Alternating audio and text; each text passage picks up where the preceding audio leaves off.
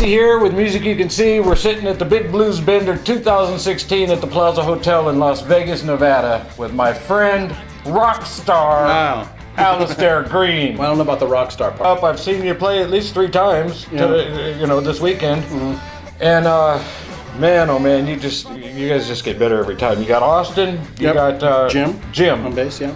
And I've seen that core group, that core outfit many times. We recorded some videos way back when with those guys. Mm-hmm. You guys are, there's something to be said for playing together and knowing each other, and you're tight. Absolutely. So how's your bender so far? This bender's been great, and we've gotten to. We had a couple of great slots. We played the lounge stage on Friday. We played the pool stage Saturday morning, and then I've been one of the house guitar players in the Bender brass band. Saw you last night, man. Yeah. That was badass. So I've been busy. We started Wednesday with the Heart Foundation benefit show. Saw that one too. And that went really well. And then Thursday we backed up a bunch of artists on Thursday. I got to play with Bobby Rush. That was a wonderful experience. Bobby was so cool, and we got on really well. And that we've had a great show with that. Anika Chambers played with us that night. Victor Wainwright. So I've gotten to play with a lot of these really talented people. And then last night we'd had another the Bender Brass featured jam session, and Deanna Bogart.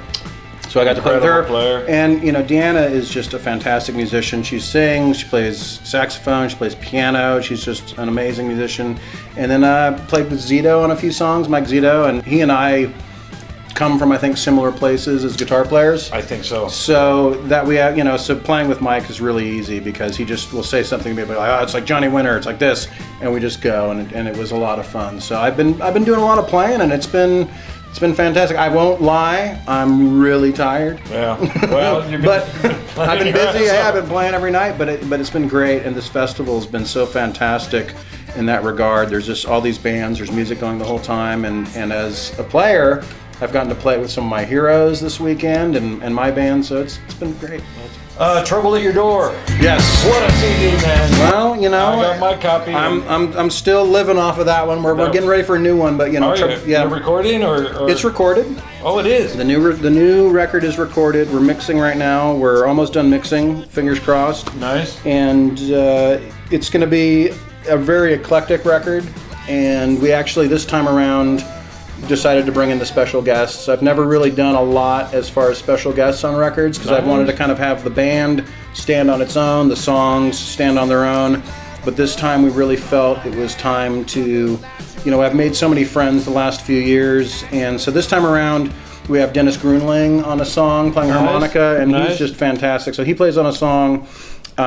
We've got Mike Finnegan from Bonnie Raitt's band is on organ on 3 songs. I went to the sessions, and he's so talented and he brings so much to the table.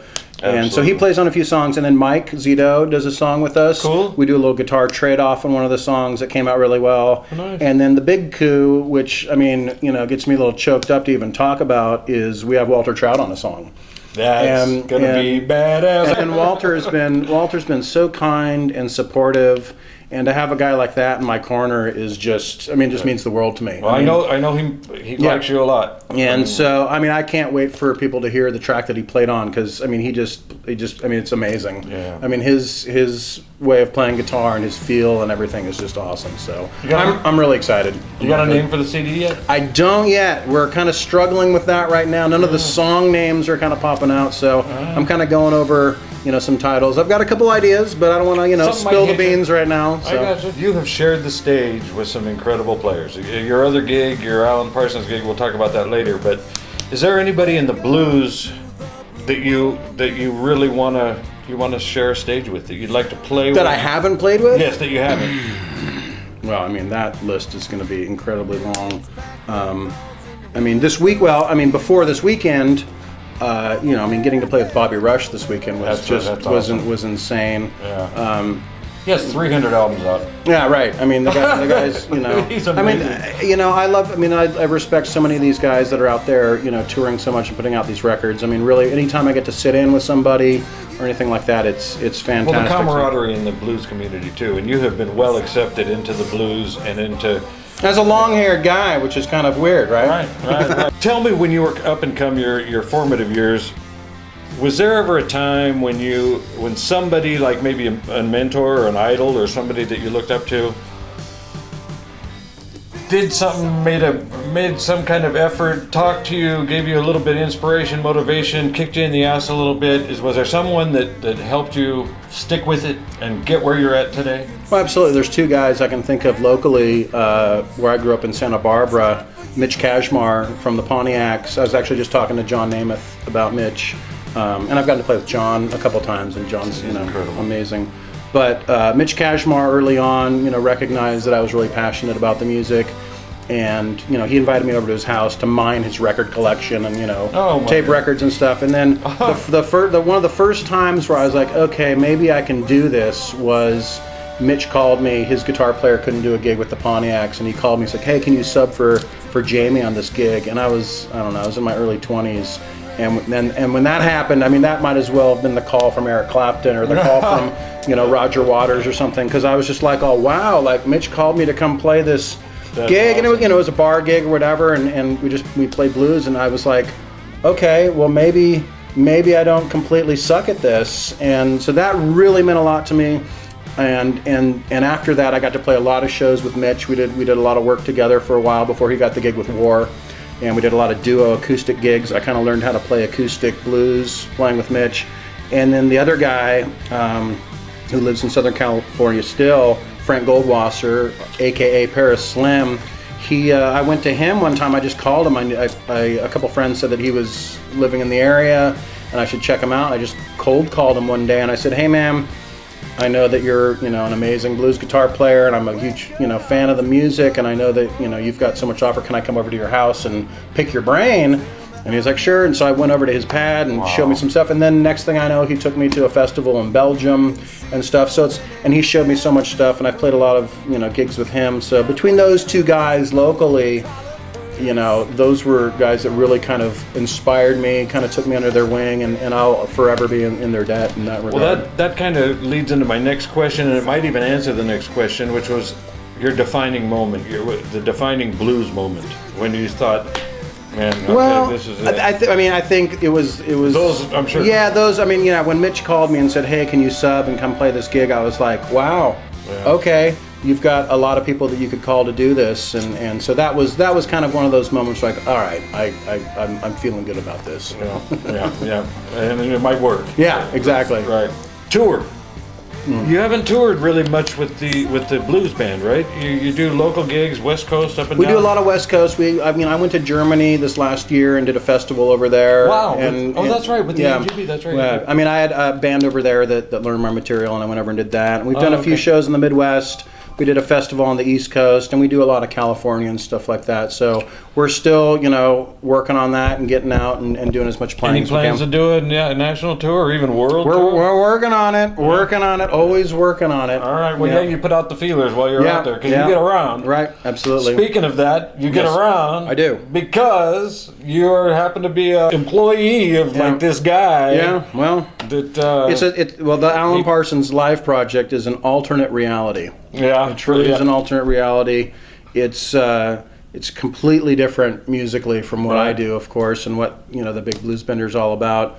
But that said, I'm a guitar player first. I love all kinds of music, blues rock. That's where I feel like my voice exists as a guitar player, as a singer, as a writer. But first and foremost, I fell in love with the guitar. And I fell in love, with Van Halen and Led Zeppelin when I was a kid. And then, I went to music school for a couple years, and I got into all kinds of stuff. So at the end of the day, I just want to play guitar. I understand that. And it kills me that you feel like you got to explain why you play with the Alan Parsons Project. I don't feel like I love the music, and actually having been in the band now for coming up on 8 years, I've really fallen in love with the music a lot more than I expected to. I was familiar with a handful of songs when I joined the band, and and it's a big challenge for me as a guitar player, and I've worked really hard to kind of take on that responsibility to play those songs and play the songs how the fans want to hear them. And because of that, I've gotten to basically see the world in the last 8 years, and it's been an amazing cool is opportunity. that? Yeah, and being around a guy like that's obviously worked with. I mean, you could start just dropping the names or whatever, but Pink Floyd, the Beatles, whatever. Road, yeah. So I mean, I just learned so much just being around him, and so it's just absorb it. Yeah, man. Man. And when he doesn't, no one really asks him about that stuff that much. Yeah. But when he starts talking about, like when he was in the studio recording Dark Side of the Moon or whatever, everyone just shuts up. It's like, because it doesn't happen that often. All of a sudden, it's like the room gets quiet. It's like when E.F. Hutton speaks, everybody listens. Right. Well, you should. I mean, right. that's serious cred, man. Yeah. I mean, whoa. Yeah. Speaking of the studio, yes. I mean, you play a lot of live. You do a lot of studio. You got control in the studio. You can do, you can do takes, punch-ins. What do you like better? You like on the road playing to a live audience? I know they're two different animals. Yeah. But if you had to spend the rest of your life doing one or the other, the rest of I had to choose one or the other, right. Gun to the head kind of thing. Kind of thing. Yeah. I would play live. Absolutely. Yeah. There's no question about playing live. Just with the audience, and especially in this context, in the blues rock context, being able to improvise and express yourself in the moment in front of people, that's just priceless to me. I love to record. I mean, I love being in the studio, absolutely, and being able to try different ideas and see how different things work and whatnot. But playing live to me is I mean, that's what music is. Music is in the moment. Most musicians that like to improvise and like to communicate that way, I mean, that's church in a way. That's when you're kind of communing with whatever higher power it is that you believe in, and just kind of trying to channel your emotions, your feelings in the moment. And that's kind of what it's about for me is that moment and playing live in front of people and having that experience. Well, it's a good thing that you like to play live, because the music industry has changed in such a way that if you don't go out and play live, you're not going to make a living at it. Absolutely. Just because I mean, this whole Napster piracy the last 15 years. Well, I mean, it exists to a certain extent. Still there's labels that are still distributing, and I think for a lot of artists, it's still valuable to have either a distributor or some sort of a label deal. Some people that are set and they've gone through that and they're popular enough, they can put out their own music and they're going to still reach their audience, and it's going to be fine. But yeah, it is a little. I mean, it's obviously very troubling, the fact that music now is basically free for whoever chooses to. That's why you got to go play live. And you got to go play live, and hopefully the people that are at the shows are going to buy a CD, buy a T-shirt. I mean, I know some people are doing download cards, or some of the jam bands. You can get a download after the show or something like that. So I mean, it's still going to exist, but you have to be creative in order to actually get the music out there in that way. Like memory sticks and stuff like that after shows, and a lot of the jam bands, they'll record the show right there, and afterwards you can buy the show. Yep. You can buy the show that you just saw, $20. We're doing that on video now. Yeah, even. It's incredible. So I mean, there's ways to do it, but it's everyone's having to work a lot harder now. Okay, what's the website? AlastairGreene.com.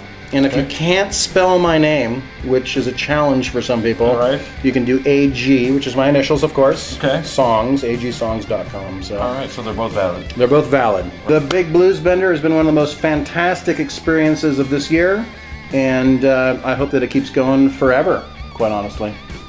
And thanks. And thank you very much. All right, over and out. Boom, chakalaka. One more thing.